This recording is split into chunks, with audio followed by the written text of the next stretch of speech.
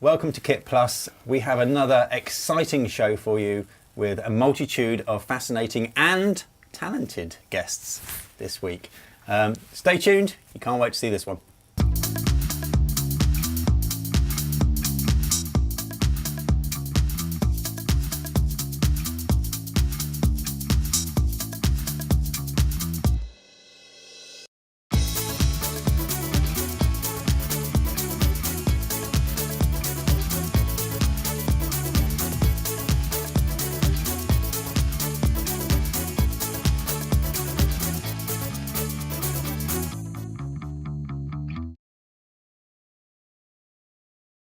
Well, welcome to this week's edition of Kit Plus, and here they are, the three guests I was talking about. At the end here we have Nick McLachlan from Minicams. Hi Nick. That's right, hello.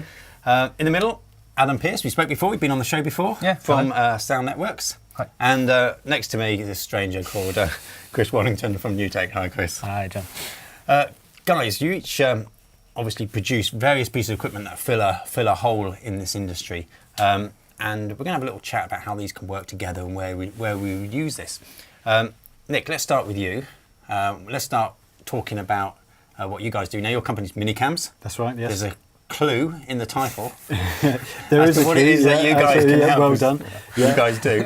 First of all, tell us a little bit about Minicams, because we haven't spoken before, so it'd be good to find out a bit more about you guys. Yeah, so I'm the MD of Minicams. We've been going for about 8 years now. And we specialise in minicams. A lot of it's in-car filming, or it can be on boats or any sort of platform like that. We also specialise in fixed rig filming. Right. So a lot of what we do is reality shows. So where we'll go in and we'll use robotic cameras and we'll look after all the audio, all the video, and we'll say record for sort of 2 to 3 months at a time. So sort of typical shows that we've just done Commando School for 2-4, which is on Channel 4. And we're doing some other sort of pub quiz shows at the moment as well for Channel 4. So it's a real variety, anything from sort of 4 cameras to 32 cameras, 50 camera setups. Yeah. So you guys are obviously doing Minicams, and there seems to be, over the last few weeks of doing these shows, there seems to be a theme of things getting smaller. Obviously, Chris and I, we've talked about the new TriCaster Mini, again, the hints in the name about the size of it. DPA microphones, which is what we're using here. Yep. Doing incredibly small mics and capsules, sound fantastic. Minicams have come leaps and bounds over the years in quality. Yeah, absolutely. Yeah. And so we are getting to the point now where we can start to utilise this miniaturised equipment into a lot of different environments. And obviously, reality TV is one of them. So let's talk a little bit about, first of all, reality TV. Some of the things that you guys have been involved in, where your kit is being used. You mentioned you're doing stuff with cars as well at the moment, aren't you? Yeah, that's right. Yeah, I mean, it's so good because obviously we've got such high quality sort of camera heads now, and they're so small and compact, and we can record for anything up to 4 hours at a time. Right. So, for example, something like motorway cops or traffic cops, we have a system that's all built into a pelly case, and that will sit in the back of the car.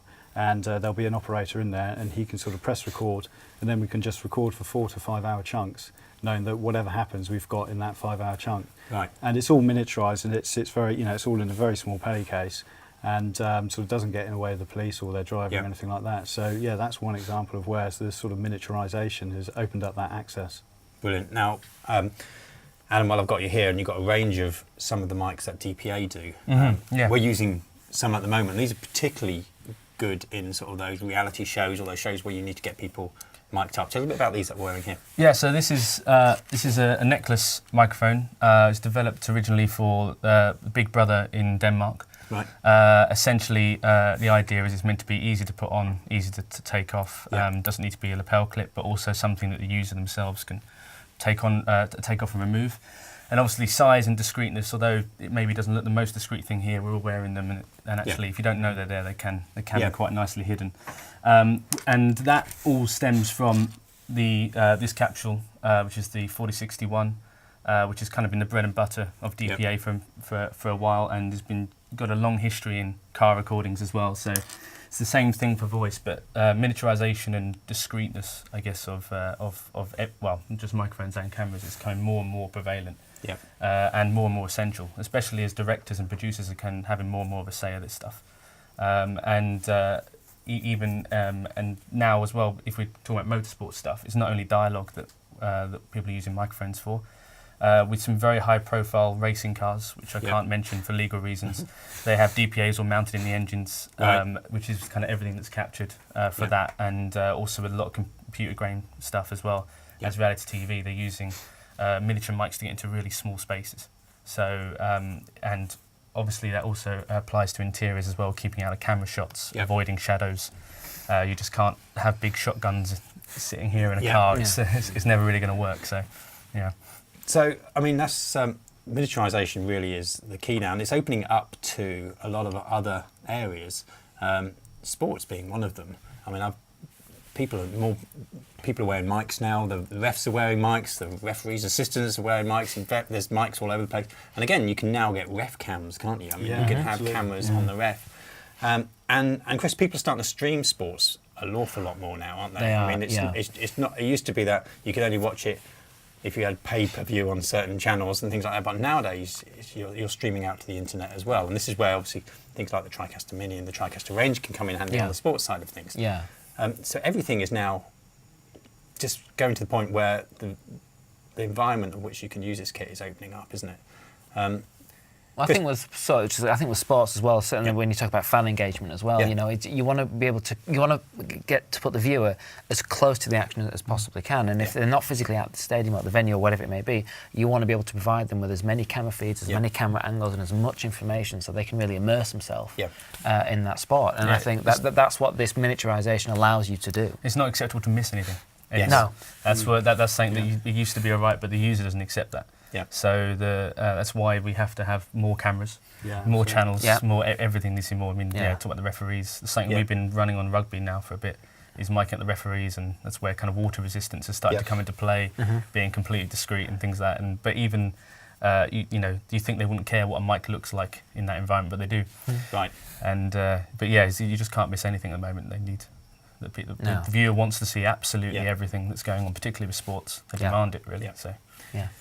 So Nick, on the sports side of things, I mean, what sort of cameras would you consider using? For example, let's do an obvious one. Let's do a football match, and then let's do something as swimming. Two totally different, but still need a lot of minicams. Yeah, I think the mainstay of our cameras for that sort of sports would be the Toshiba. So for a long time we've been using the IK-HD1, which has been an absolutely cracking camera. Really high quality, very small compact head, attached to a CCU by up to a 20-metre cable. Toshiba have just brought out the new IK-HD5, which is a really, really fantastic improvement, which builds upon the HD1. Right. So that would be probably one which would suit most sports for specialist angles and that sort of thing. And so you can take these cameras, we can take your mics, we can feed them all into a TriCaster, for example, if you wanted to a live stream out on the side of maybe a production as well, a standard TV production. I've seen camera shots in swimming pools. What sort of kit are they using for that? A lot of it is really sort of bespoke stuff. I know a lot of it came from the sort of BBC R&D special facilities. So they'll use anything from sort of Sony FCB modules, or could be using sort of the Toshibas. So there's quite a range of small compact cameras that give really good high quality output. So I think especially going forwards now, obviously we've got the introduction of the GoPros, which aren't so great for sort of live TV and that, but it really opens up the creativity. And I think that's becoming a lot more accessible even now from mainstream sports. So, and people are starting to get used to this sort of mini cam view, because there is a different look, even though the camera itself is super high quality, but it's all to do with where it's positioned. That view you're getting is different to what you would get from your standard pedestal camera that's just been following the action. Are people now expecting to see this sort of views in sports and reality TV now? Yeah, I think it's like what going back to what you said, people want more angles, they want more coverage, better coverage, and they want it to be more immersive. So I think that's where it all comes from. I think that's especially where the new smaller cameras can really offer that kind of first-person perspective, as it were. Yeah, and I think it takes it beyond actually being at the game. You know, I mean, if you're at a stadium, then obviously you get the crowd, you get the atmosphere, you get to see your team live. If you're at home and you're watching it on TV or you're watching it online, you actually almost want a better experience in some respects, because as you said, you want to be able to put all these little cameras in the back of the goal nets or the back of the hockey nets, whatever it's going to be, and you want to have all of that content. And sometimes you also want to have the ability to be able to choose what camera angle you want to view. and we've seen this with BBC with the red button, and they can want to pick all of the content. They want to follow a particular player, or they want to see that wide shot or the goal shot, whatever it may be. And I think that is just as important in some respects, more so that again, you want to have that fan engagement. They want to be able to participate and really kind of change the game and have that game tailored to what they want, and that's what having all those additional cameras really brings them as well. Brilliant. Yeah, it's become more and more like a different experience, isn't it? Yeah. Watching it on TV, whereas it used to be a simulation, I guess, of the live experience, and now it's just we're going for a different idea, which is how it needs to be, really. Yeah. I have to ask, as I've got you here, Adam. I've seen it a few times now. Do you do a waterproof range of mics? We used to do hydrophones. Right. We don't do hydrophones anymore. Yeah. The hydrophones are still in circulation. I know they got used on the Commonwealth Games. Yeah. But their microphones are water resistant. Right. So how that means is that, if you want to jump into a river with one on and the water drains off, it's absolutely fine. Gotcha. How it works really is, if you want to use them in water, is you just the main issue is water sticking around, and mainly the impurities inside. Yep. But what we always recommend is basically once you remove the grid from it, essentially the water can run in and run out. We've got videos sort of demonstrating this with a glass of sparkling water, and also someone jumping into a river for us, which is very kind of them to do so. And I'm pleased it wasn't me. And the things Sam recorded is like to do. So that's kind of something that applies to our mics. If you were doing it every day in dirty water, then you are going to see some degradation. Sure. But the reason we don't call it waterproof is because I think people would assume that therefore it's a hydrophone and is going to read underwater, which is not what it does. But once it comes out, the water will clear and it will work, and it will sound exactly the same as when it went in. Gotcha. So that's a key thing, and it's something that I think a lot of people are sometimes a little bit too precious about with mics, and just being very aware that it's the impurities inside that actually affect the electronics, right, and not water itself. I mean, in the West End they wash them, so that kind of says that water's not the thing that's necessarily doing the damage. Yeah. So. Gotcha. And for minicams, we mentioned about specific cameras for swimming and things, but if you had a Toshiba minicam or something like that and you wanted to do, can you get waterproof housings for them? Is there a way of... Yeah. I mean, we would probably make bespoke housings for those. For our pan and tilt heads, we've got sort of off-the-shelf security housings which work really well. So they take care of the climate control of there. So they'll heat it up. They'll make sure there's no moisture in there. Yeah. So typically for the POV cameras, we would probably manufacture ourselves. Yeah. So looking ahead, where do you think things are going to grow and move forwards with this technology? Obviously, mics get smaller and the higher quality. Cameras seem to be getting smaller and smaller, and yet you get more and more high quality. And your GoPros just come out at 4K. Okay, not great for live, but for something that size and for the money, it's quite a stunning camera. What areas do you see opening up now in the industry for use with this miniaturized kit? Yeah, I think what we're seeing is a lot of people want more volume. They don't want to, like we said, they don't want to miss anything. Yeah. So if we're filming in a location, they'll want 40 cameras, and they want to have all the audio covered. They want like 60 ambient mics. So I think for us, it's more and more volume, and I think that's obviously the kit is so cost effective now. Yeah. In terms of Panasonic cameras, that sort of thing. So I think for us, it's more volume and more coverage. Brilliant. Yeah, I totally agree. I think the problem we have with miniaturization is it has its problems. Yep. Noise floor goes up, and then if you are talking about more volume, then more volume with higher noise floor equals worse audio. Yep. And some places in our industry can't even get 1 or 2 channels right, unfortunately. So I think that although things are definitely getting smaller, I think we're still awaiting a breakthrough. Whether that's through elongating the capsule so you have a similar surface area, but through a thinner piece. I think that's kind of where the next development's going to be. But what it's going to lead on, I think we're going to see more and more personal mics on everything. Right. And whether it's be from film to reality to sports, I think we're going to see less hanging mics and more personal mics.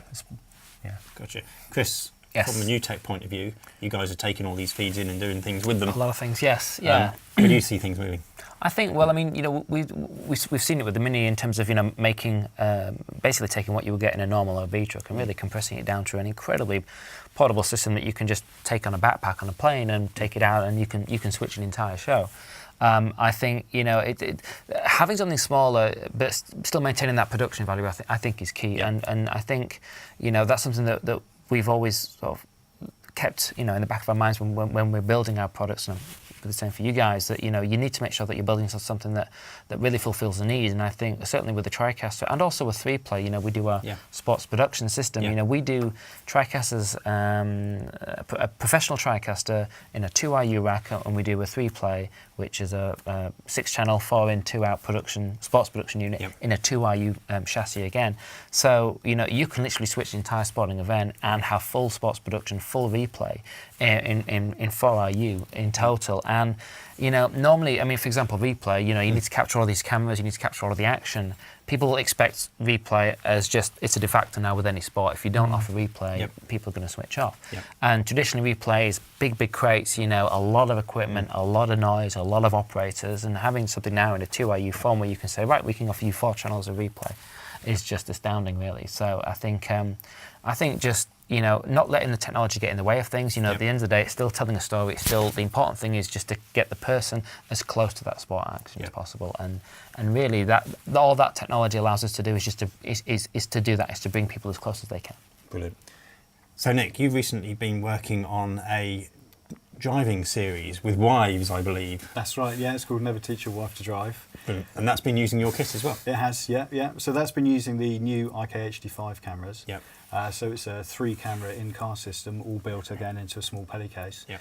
And that sits in the back of the car, and they turn it on to record, and they basically go off and drive, and we monitor it with a wireless link, listening into the audio. So yeah, that's been very successful. Brilliant. And that is being written about in issue 95 of KITPLUS. So make sure you get that issue, and you'll find out some more details about how the Minicams are being used in that. We're coming to the end, but Nick, if people want to find out some more information about Minicam and what you guys can offer, I'm going to ask you for your website now, see if you can remember it. Go for it. Absolutely. If they go to minicams.tv, there's all the information on there, and they can have a look at that and see what we're up to. Brilliant.